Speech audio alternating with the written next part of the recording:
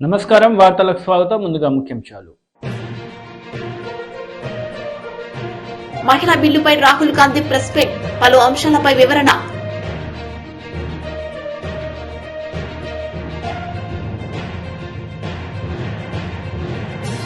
మంత్రి ఆర్కే రోజా మీడియా సమావేశం, బాలయ్యపై ఫైర్, దమ్ముంటే హైకోర్టులో మీసం మెలయ్యంటూ సవాలు.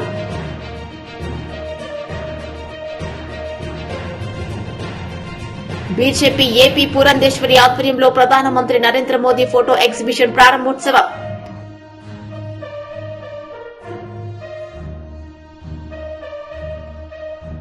ప్రధాని నరేంద్ర మోదీ నేతృత్వంలో మహిళా రిజర్వేషన్ బిల్లును పార్లమెంటుకు తీసుకురావడం హర్షించదగిన పరిణామం, రాజ్యసభ సభ్యులు లక్ష్మణ్ వెల్లడి.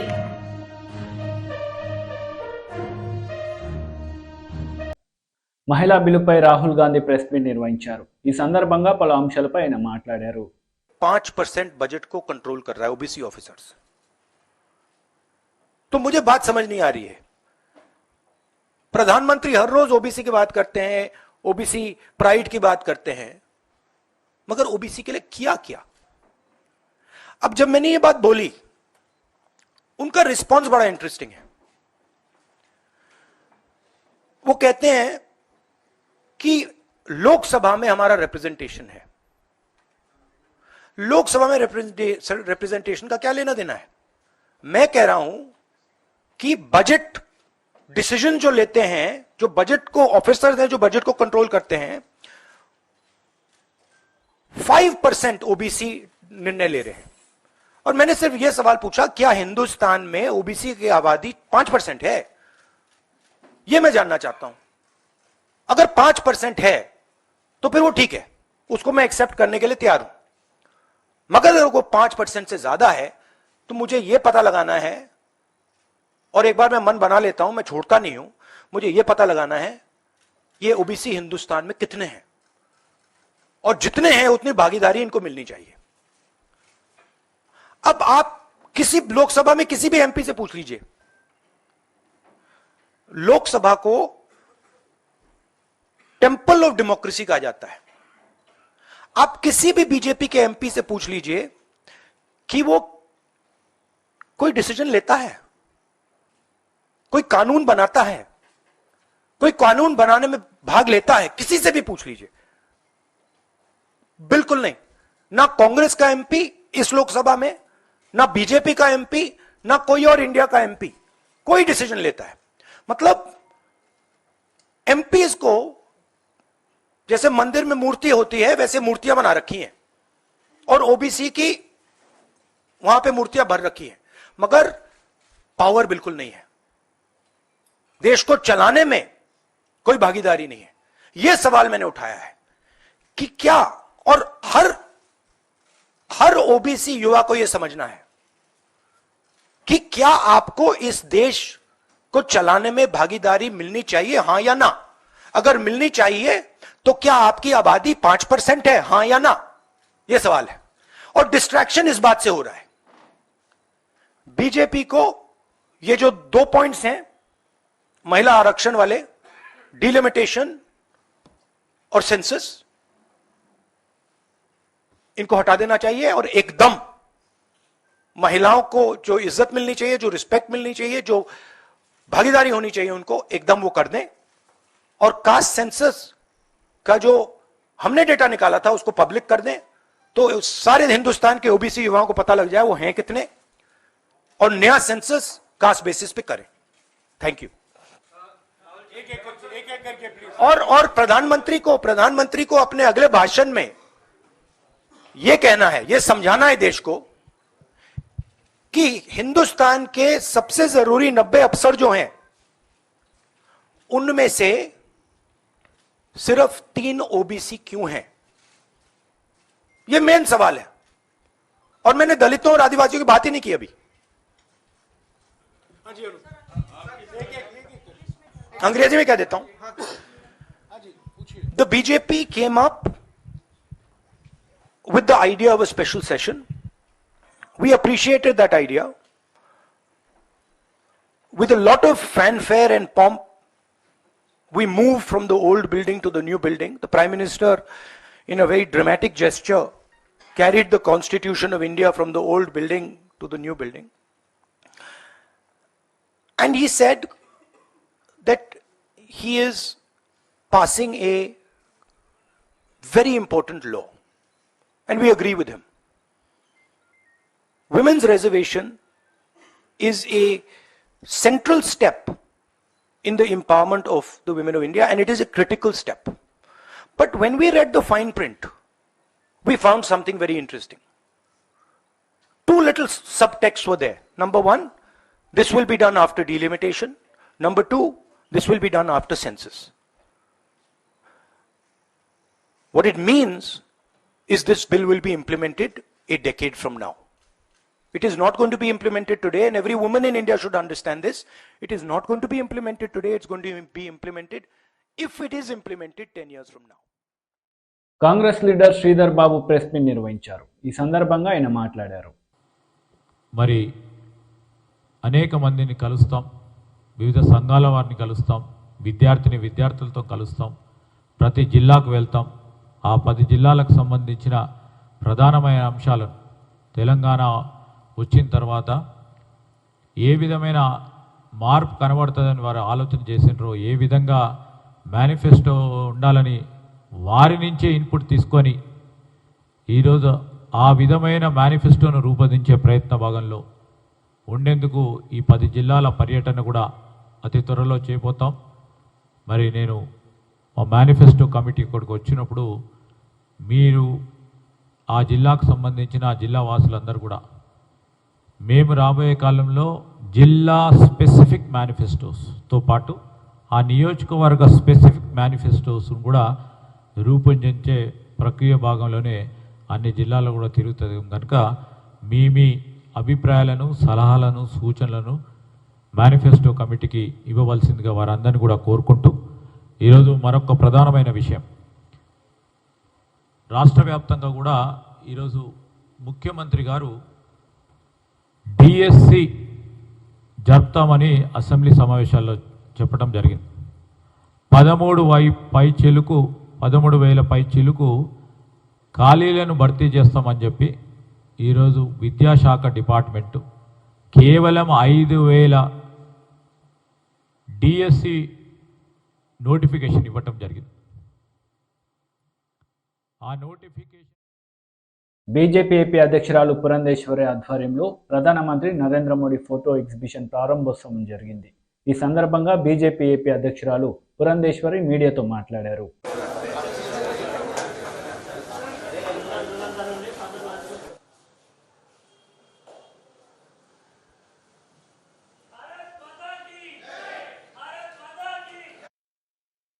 నమస్కారం. వారికి సేవ చేయాలి, సేవలో నిమగ్నం అవ్వాలి అని చెప్పి మా అగ్ర నాయకులు మాకు ఇచ్చినటువంటి ఆదేశం. దానికి అనుగుణంగానే అనేక సేవా కార్యక్రమాలు ఈ 17 నుండి గాంధీ జయంతి వరకు అనేది జరుగుతూ ఉంటుంది.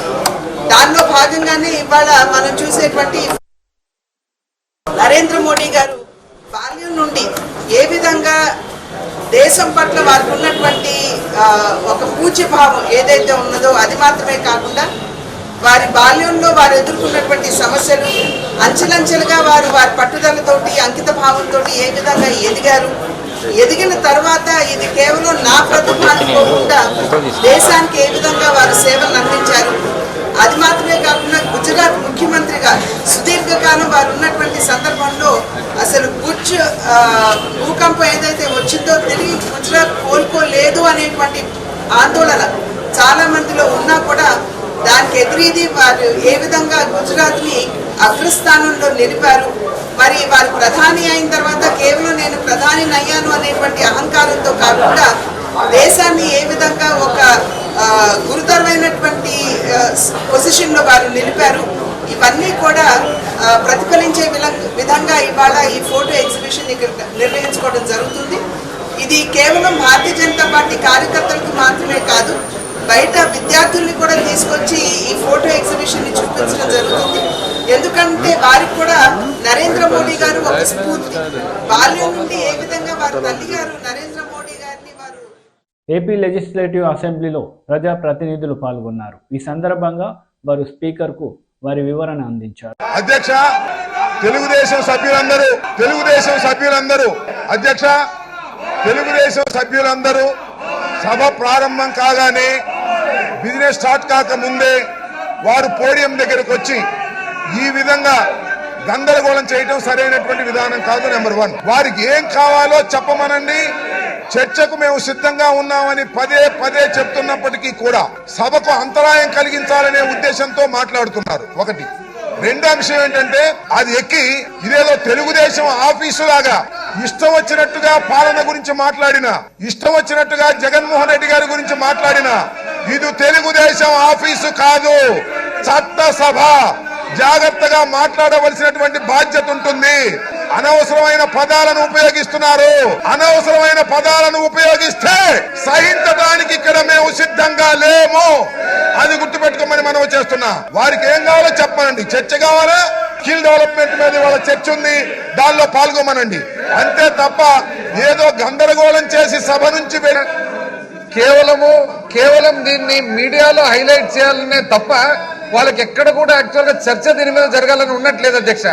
చర్చ జరగాలనే ఆలోచన వాళ్ళకు ఉంటే లక్షణంగా రమ్మనండి అధ్యక్ష, మేము కూడా రెడీగా ఉన్నాం.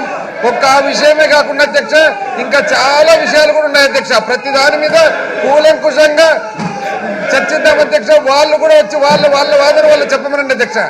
ఇది అన్యాయం అధ్యక్ష. ఇంతకు ముందు కూడా ప్రతి సెషన్ లో పొద్దున్న అధ్యక్ష అర్థం లేని అడ్జర్న్మెంట్ మోషన్ నోటీస్ ఇవ్వడము, ఆ రోజు డిస్టర్బ్ చేయడం అధ్యక్ష. ఇది ఒక అలవాటు అయిపోయింది అధ్యక్ష. రావడం ఒక్క నిమిషం కూడా ఆగకుండా పోడియం పైకి రావడము. అసెంబ్లీ సమావేశాలకు పాదయాత్రగా వెళ్తున్న టీడీపీ శాసనసభ పక్ష నేతలు ఈ సందర్భంగా వారు మీడియాతో మాట్లాడారు.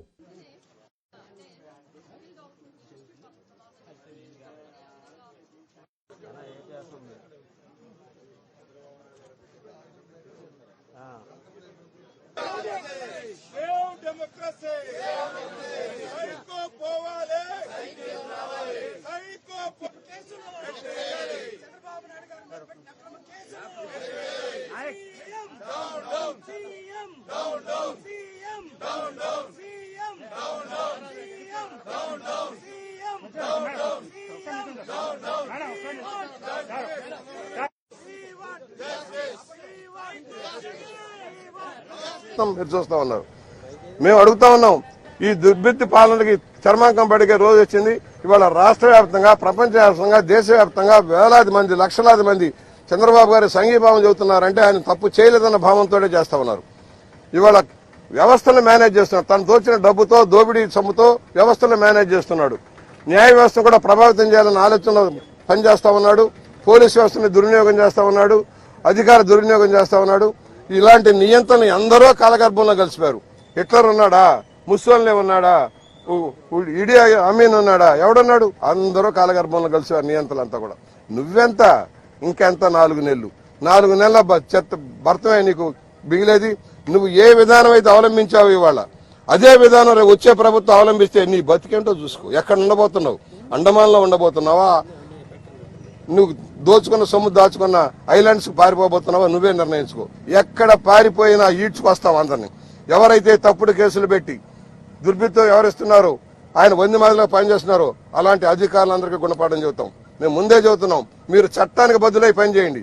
రాజ్యాంగం ఉంది, రాజ్యాంగ హక్కులు ఉన్నాయి, మాకు స్వేచ్ఛ ఉంది. మీరు స్వేచ్ఛను హరిస్తూ ఉన్నారు. 144, 30 సెక్షన్, 33 సెక్షన్ అంటూ మమ్మల్ని మా స్వేచ్ఛను హరిస్తే హర్షించేది లేదు. ప్రజా ఉద్యమం వస్తుంది, హెచ్చరిక చేస్తా ఉన్నాం. ప్రజా ఉద్యమం రేపు చంద్రబాబు గారిని కాపాడుకోవడం కోసం, ప్రజా సంక్షేమం కోసం, రాజ్యాంగ హక్కులను కాపాడుకోవడం కోసం బ్రహ్మాండమైన ప్రజా ఉద్యమాన్ని నిర్మిస్తాం. మీ భర్తమని ఈ జగన్మోహన్ రెడ్డికి హెచ్చరిక చేస్తా ఉన్నాం. టీడీపీ శాసనసభ్యులు, శాసన మండలి సభ్యులు మీడియా సమావేశం నిర్వహించారు. ఈ సందర్భంగా వారు మాట్లాడారు. మేము 22 మంది శాసనసభ్యులు ఉంటే సిగ్గు లేకుండా, ఎగ్గు లేకుండా 200 మంది మార్షల్స్ ని శాసనసభలో పెట్టి మమ చుట్టూ ఒక చైనా గోడలా కట్టి స్పీకర్ ఏం చేస్తున్నాడో మాకు తెలియదు, శాసనసభలో ఏం జరుగుతుందో మాకు తెలియదు. అసలు శాసనసభ మార్షల్స్ సభ అర్థం కాని పరిస్థితి వచ్చింది. పోనీ శాసనసభలో జరుగుతున్న పరిణామాలు సమాజానికి ఎక్కడైనా తెలియచేస్తున్నారంటే సాక్షి టీవీని శాసనసభలో పెట్టుకున్నారు. బాలయ్య బాబు గారు విజిలేస్తే ఒక్క విజిలే చూపిస్తున్నారు. లేకపోతే ఇంకోటి చేస్తే చూపిస్తున్నారు. మీకు ధైర్యం ఉంటే శాసనసభలో ప్రతి నిమిషం ప్రతి సెకండ్ జరిగినటువంటి పరిణామాలన్నీ మీరు చూపించే ధైర్యం లేదు. ప్రతిపక్ష శాసనసభ్యుడు మాట్లాడితే వెంటనే మీరు అడ్వర్టైజ్మెంట్ ఇస్తారు. అదే అధికార పక్షం వాళ్ళు మాట్లాడి మమ్మల్ని తిడితే గంట బట్టి చూపిస్తారు. అందుకే మేము చేసిన తప్పు కాదు, స్పీకర్ వ్యవహరించినటువంటి తీరు వల్లే శాసనసభలో ఏం జరుగుతుందో సభ్య సమాజానికి తెలియచేయకుండా స్పీకరు నియంత్రిస్తున్నారు. కాబట్టి నెక్స్ట్ ఆప్షన్ మా సెల్స్ ద్వారా అయినా సరే కనీసం వాస్తవ పరిస్థితులు వీడియో ద్వారా తీసి బయటికి ఇవ్వాలనే ఉద్దేశంతో మేము వీడియో తీస్తే ఏదో ఎవరికో మర్డర్ చేసినట్టుగా, లేదా శాసనసభలో ఏదో బల్లలు ఎరగొట్టినట్టుగా, ఎవరి మీద దాడి చేసినట్టుగా శాసనసభ అంటే నేను ఇంతమంది స్కిల్డ్ స్టూడెంట్స్ ని ఇవ్వగలను, మా దగ్గర ఉన్నారు అన్నటువంటి మాటతోటే first Microsoft development centre out side Seattle మన ఆంధ్రప్రదేశ్కి వచ్చింది. That has changed the scenario of Andhra Pradesh. ఆ తర్వాత గూగుల్ రావడం, విప్రో రావడం, ఇవాళ లక్షల మంది పిల్లలు హైదరాబాద్ లో ఎంప్లాయ్ కావడం, మనం ఒక హైదరాబాద్ నే చూస్తున్నాం. ఆ బేస్ తో ప్రపంచ వ్యాప్తంగా వెళ్లిపోయినటువంటి పిల్లలు ఇవాళ రోడ్డెక్కి నిరసనలు తెలుపుతున్నటువంటి పిల్లలు ఎవరు అనంటే ఆ పాలసీ డెసిషన్ తో వచ్చినటువంటి వాళ్ళు. సినిమా చూపిస్తామని మంత్రులు చెప్తూ ఉన్నారు. ఇవాళ మీరు కాదు, ప్రపంచవ్యాప్తంగా ఉన్నటువంటి విద్యార్థులు, ప్రపంచవ్యాప్తంగా ఉన్నటువంటి ఉద్యోగస్తులు మీకు 3Dలో సినిమా చూపిస్తున్నారు. కళ్ళుంటే చూడమని చెప్పేసి ఈ పెద్దలకు నేను చెప్పదలుచుకున్నా. ఒక సెంటర్ కాదు, 2 సెంటర్లు కాదు, ఇప్పటికే దాదాపు 70-80 దేశాలలో ప్రదర్శనలు జరిగాయి చంద్రబాబు గారికి అనుకూలంగా, చంద్రబాబు గారికి మద్దతుగా, చంద్రబాబు గారిది తప్పు లేదు అనంటూ ప్రజలు నినదిస్తున్నారు. ఘోషిస్తుండే స్థాయికి వెళ్ళింది అనంటే ఒక్క పాలసీ నిర్ణయం ఎన్ని మార్పులు తీసుకొచ్చింది అనేటువంటిది. ఆ బ్యాక్డ్రాప్ లో విభజిత ఆంధ్రప్రదేశ్ లో మనది ప్యూర్లీ అగ్రేరియన్ స్టేట్, అగ్రికల్చర్ మీద, వ్యవసాయం మీద మాత్రమే ఆధారపడినటువంటి రాష్ట్రంగా నిలిచిపోయినటువంటి పరిస్థితుల్లో లక్షల మంది విద్యార్థులకు ఎట్లా ఎంప్లాయ్మెంట్ క్రియేట్ చేయాలి? ప్రతి సంవత్సరం 2.5 లక్షల మంది ఇంజనీరింగ్ లో నుంచి బయటకు వస్తున్నారు. వీళ్ళని ఎట్లా ఎంప్లాయ్మెంట్ క్రియేట్ చేయాలి? ఈ ఆలోచనతోటి చంద్రబాబు నాయుడు గారు చూస్తూ ఉన్నటువంటి తరుణంలో కరెక్ట్ గా సీమెన్స్ వాళ్ళు వచ్చి ప్రజెంటేషన్ ఇచ్చారు. అయ్యా, మేము ఇప్పటికే గుజరాత్ రాష్ట్రంలో ఒక స్కీమ్ టేకప్ చేశాము, ఆ గుజరాత్ మోడల్ మీరు స్టడీ చేయండి అనగానే వాళ్ళు 2 సార్లు ప్రజెంటేషన్ చేశారు. ఇన్ఫాక్ట్ చంద్రబాబు నాయుడు గారు వాళ్ళని పిలవడం కన్నా వాళ్ళు చంద్రబాబు నాయుడు గారు వెనకాల పడ్డారు. ఎందుకు అనంటే ఒక ప్రోగ్రెసివ్ చీఫ్ మినిస్టర్ స్టాంప్ మాకు వస్తే ఈ దేశంలో మాకు చాలా అనుకూలమైన వాతావరణం ఏర్పడుతుంది అని 2 సార్లు సిమెన్స్ మెయిన్ కంపెనీ రిప్రజెంటేటివ్స్ వచ్చి ప్రజెంటేషన్ ఇచ్చిన తర్వాత ఈ స్కిల్ డెవలప్మెంట్ సెంటర్ కాన్సెప్ట్ ని చంద్రబాబు నాయుడు గారు అర్థం చేసుకుని దెన్ గుజరాత్ కు పంపించడం జరిగింది. అవన్నీ మీకు స్లైడ్ లో వస్తాయి, ఎవరెవరు వెళ్ళారు. ఎక్కడైతే న్యాయం నిర్లక్ష్యం చేయబడుతుందో అక్కడ అన్యాయం రాజ్యమేలుతుందని రామ్మోహన్ నాయుడు ప్రసంగించారు. This creates an opportunity and those who fight in those situations will emerge as leaders. This is precisely what our ISRO scientists have demonstrated to the world.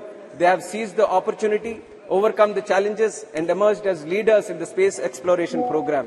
Respected sir, as we speak about the successes of ISRO, the first name that comes to the young minds of this country is our beloved former President Abdul Kalam ji sir. He is commonly known as the People's President also. We have all heard inspiring stories of his association with ISRO. And it is an honor for TDP as Sri Nara Chandrababu Naidu Garu, the then convener of NDA, was the one who proposed and supported the nomination of Kalam as the President of our nation. And I am certain that Dr. Kalam, had he been among us today, he would have been filled with immense joy and satisfaction seeing the success today. He also preached to this great nation to dream big and achieve big. But sir, ISRO not only dreamt big, but it dreamt of the impossible and achieved what no other country could today. It's now upon the central government to take these great technological advances and breakthroughs and use them for the benefit of 140 crore people of this country, sir. And I take immense pride in serving under the leadership of Chandrababu Naidu Garu, who encapsulates the above thought brilliantly. I would like to highlight certain programs where our leader engaged with ISRO to help resolve issues faced by the people of Andhra Pradesh when he was the Chief Minister, sir. The lightning alert system, which was initiative launched to help warn people about possible lightning and staying safe, sir. And it was a lot of beneficial program for my constituency of Srikakulam, as it is a cyclone-prone area.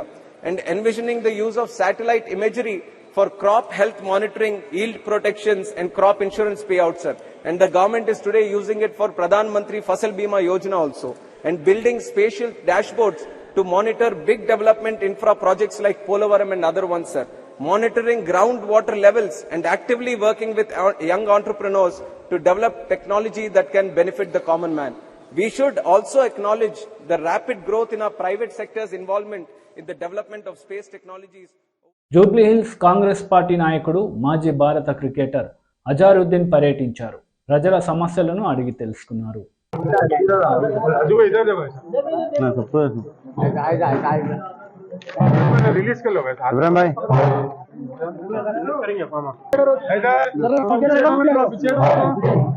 भाई pink वाला मत डालिए।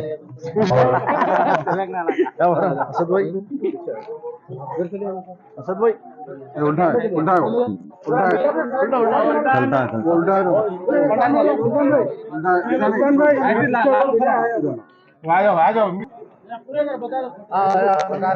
भाई एक बात को देखिए, ये कांग्रेस हमारी पार्टी का मैनिफेस्टो और 100% मैनिफेस्टो, इसके अलावा हटके और ज्यादा से ज्यादा काम होंगे। ये काम तो होने के ये कैसा भी।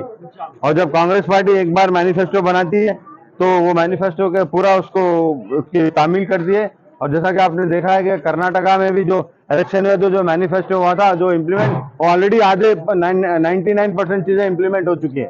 तो जब भी इंशाल्लाह मैं यही गुजारिश करता हूँ तेलंगाना के लोग से कि कांग्रेस पार्टी को फिर से पावर में लेके आइए और ये मैनिफेस्टो इम्प्लीमेंट होगा और उससे ज्यादा काम होंगे, क्योंकि हमको लाना जरूरी है कांग्रेस पार्टी को। आपने 10 साल से TRS का रूल देखा आपने, हर जने सबको मालूम उनके बारे में क्या क्या नहीं है।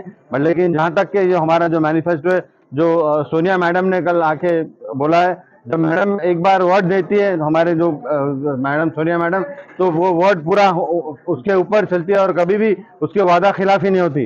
और राहुल जी ने भी कहा है और सबने जितने भी जो लीडर, बड़े बड़े लीडर जो आए थे, जो चीफ मिनिस्टर भी आए थे, कल CWC की जो मीटिंग हुई थी वहाँ पे पूरा ने ये मैनिफेस्टो दिया है। और ये मैनिफेस्टो वहाँ पे इंशाल्लाह आगे और इम्प्रूवमेंट होंगे।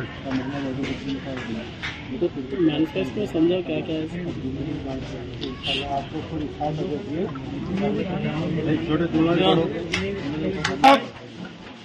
शरीफ साहब, अकबर शरीफ, हाँ साहब, आओ सामने, आओ साहब।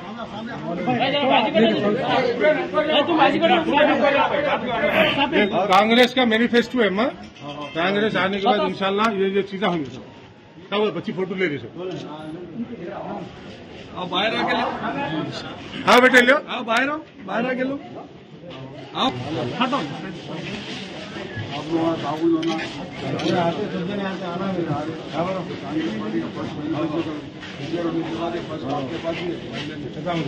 लोग नहीं करें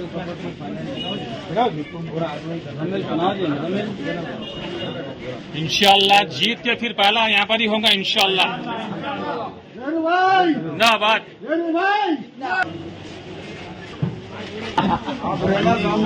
लेडीज की తీసుకోవాలి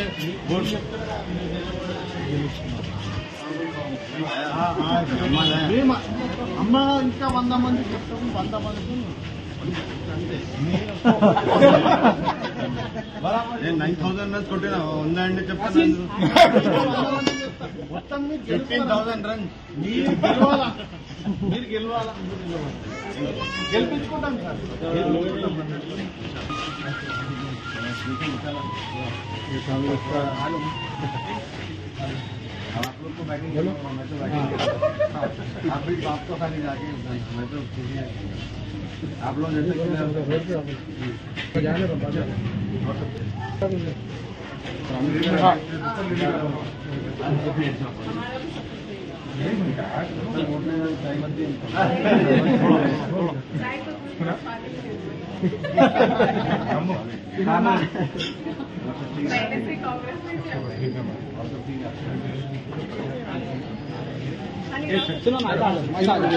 इधर देखिए सब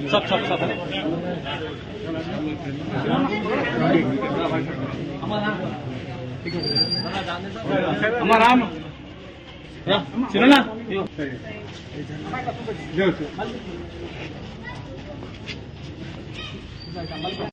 మంత్రి ఆర్కే రోజా మీడియా సమావేశం నిర్వహించారు. ఈ సందర్భంగా బాలకృష్ణపై మండిపడ్డారు. 171 కోట్ల అవినీతి జరిగిన స్కిల్ స్కామ్ లో ఏ విధంగా కొట్టిన బాలకృష్ణ ఈరోజు తోక ముడిచి ఎందుకు అసెంబ్లీ నుంచి పారిపోయావు?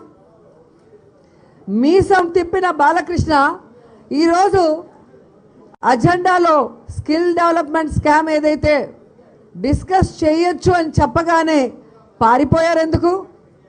రోషం లేదా? లేదా మీ బావ తుప్పు కాదు నిప్పు అని చెప్పడానికి నీ మనస్సాక్షి ఒప్పుకోలేదని అడుగుతున్నాను.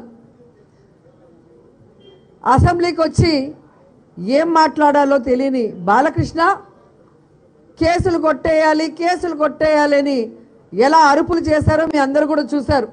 చంద్రబాబు నాయుడు గారి సీటు మీద మనసు పడిందేమో, ఆ సీట్ ఎక్కి కూర్చోలేక నించోలేక బయట నుంచి కొనుక్కొచ్చిన విజిల్స్ వేస్తూ ఎలా చిల్లర చేష్టలు చేశారో మీ అందరూ కూడా చూశారు. మరి ఇప్పుడు హైకోర్టు మీ కేసులు ఏదైతే మీరు వేసిన పిటిషను కేసులు కొట్టేయమని చెప్పి అది కుదరదు అని చెప్పి మీరేసిన కేసును కొట్టేసిందంటే ఇప్పుడు ఏమంటావు బాలకృష్ణ నేను అడుగుతున్నా. అసెంబ్లీలో వచ్చి చిల్లర చేష్టలు చేయడం కాదు, నీకు దమ్ముంటే ధైర్యం ఉంటే హైకోర్టు దగ్గరికి వెళ్ళి జడ్జి గారి ముందర ఇలాగే తొడగొట్టి మీసాలు తిప్పి విజిల్స్ వేయండి, అప్పుడు తెలుస్తుంది నిజంగా ఎంత సిగ్గుచేటంటే ఈ తెలుగుదేశం పార్టీ వాళ్ళు అబద్ధాన్ని 10 సార్లు చెప్తే జనాలు నిజమని నమ్ముతారు అనుకొని చంద్రబాబు నాయుడు దేవుడు, చంద్రబాబు నాయుడు ప్రజల కోసం పోరాటాలు చేశాడు, ఆయన 2 తెలుగు రాష్ట్రాల కోసమే ఎప్పుడూ ఆలోచిస్తాడని వాళ్ళ కుటుంబ సభ్యులు చెప్తుంటే ప్రజలు అదే నిజం అనుకుంటారని వీళ్ళు అనుకుంటున్నారు. ఈరోజు జాతి పితల తానేమీ తప్పు చేయకపోతే తను జైల్లో పెట్టినట్టుగా పచ్చ ఛానళ్ళు చెప్తున్నాయి. ఆయన ఆ జాతికి పిత కాబట్టి ఆ జాతికి సంబంధించిన వాళ్ళకి బాధ ఉంటుందేమో కానీ ప్రజలకి ఎవ్వరికి కూడా బాధ లేదు. ఎందుకంటే ఇది ప్రజాధనాన్ని ముఖ్యమంత్రి స్థాయిలో కూర్చొని చంద్రబాబు నాయుడు ఏ విధంగా దోచుకున్నాడు, ముఖ్యంగా పేద పిల్లలకి సంబంధించిన ఈ స్కిల్ డెవలప్మెంట్ని పిల్లల చదువుకి కాకుండా తన దోపిడీకి ఉపయోగించుకున్నారన్న కోపం ప్రజల్లో ఈరోజు ముఖ్యంగా యువతలో ఎక్కువగా కనిపిస్తుంది. అందుకే ఎవరు కూడా ప్రజలు కానీ యువత కానీ చంద్రబాబు నాయుడు గారికి మద్దతుగా రోడ్డు మీదకి రాలేదు అన్న విషయం ఈరోజు అందరికీ అర్థమైన విషయం. అయినా కూడా సిగ్గు లేకుండా జగనన్న క్షమాపణ చెప్పాలి అని చెప్పి తెలుగుదేశం పార్టీ వాళ్ళు అడుగుతున్నారు. నేను అడుగుతున్నాను, జగనన్న ఎందుకు క్షమాపణ చెప్పాలి? ప్రజలు డబ్బు దోచుకున్న చంద్రబాబు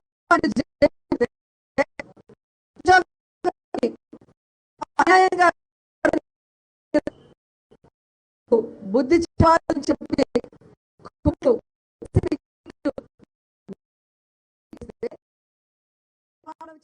ప్రధాని నరేంద్ర మోడీ నేతృత్వంలో మహిళా రిజర్వేషన్ బిల్లును పార్లమెంటుకు తీసుకురావడం హర్షించదగిన విషయమని రాజ్యసభ సభ్యులు డాక్టర్ లక్ష్మణ్ అన్నారు. धन्यवाद। मोदी जी के नेतृत्व में संभव इसीलिए हुआ, कई लोग तो कई साल से प्रयास किया जा रहा पर किसी से मुमकिन नहीं हुआ, मोदी जी से मुमकिन हुआ, इसलिए मोदी जी है तो मुमकिन है।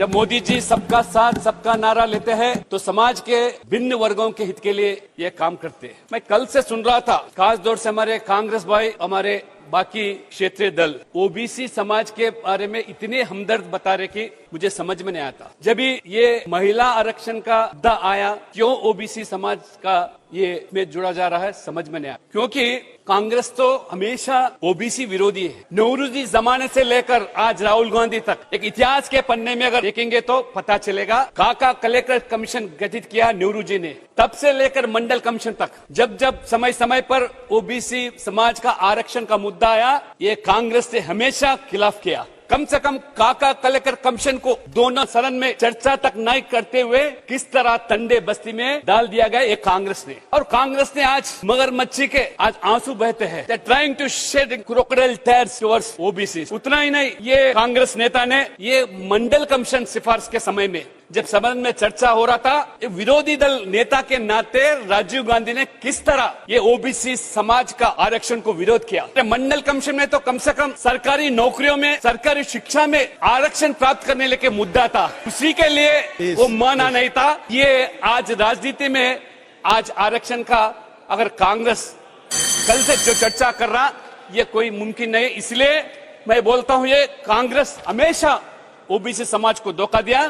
आज नरेंद्र मोदी जी ने आज जब से प्रधानमंत्री बने तब से लेकर आज ओबीसी समाज के हित के लिए इतने योजना और इतने कार्य। मैं यही बताना चाह रहा हूँ कि ये मोदी जी ने 2 बार प्रधानमंत्री बने, तीसरे बार प्रधानमंत्री बनने का माहौल बन गया, ये सही नहीं पा रहे। हमेशा मोदी जी के जाति के ऊपर टिप्पणी करना या चाय बेचने वाले बोल के ऐसा टिप्पणी करना। వార్తలు ముగించే ముందు ముఖ్యాంశాలు మరోసారి. మహిళా బిల్లుపై రాహుల్ గాంధీ ప్రెస్ మీట్, పలు అంశాలపై వివరణ.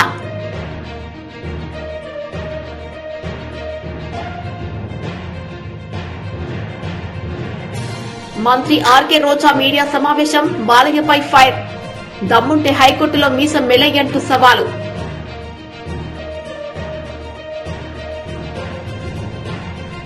బీజేపీ ఏపీ పురంధేశ్వరి ఆధ్వర్యంలో ప్రధానమంత్రి నరేంద్ర మోదీ ఫోటో ఎగ్జిబిషన్ ప్రారంభోత్సవం.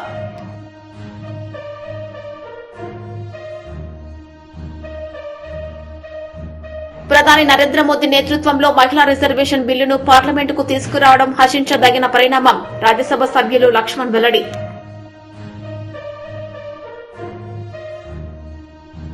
ఈ వార్తలు ఇంతటితో సమాప్తం. తిరిగి ప్రసారమయ్యే వార్తల్లో మళ్ళీ కలుద్దాం. అంతవరకు సెలవు. నమస్తే.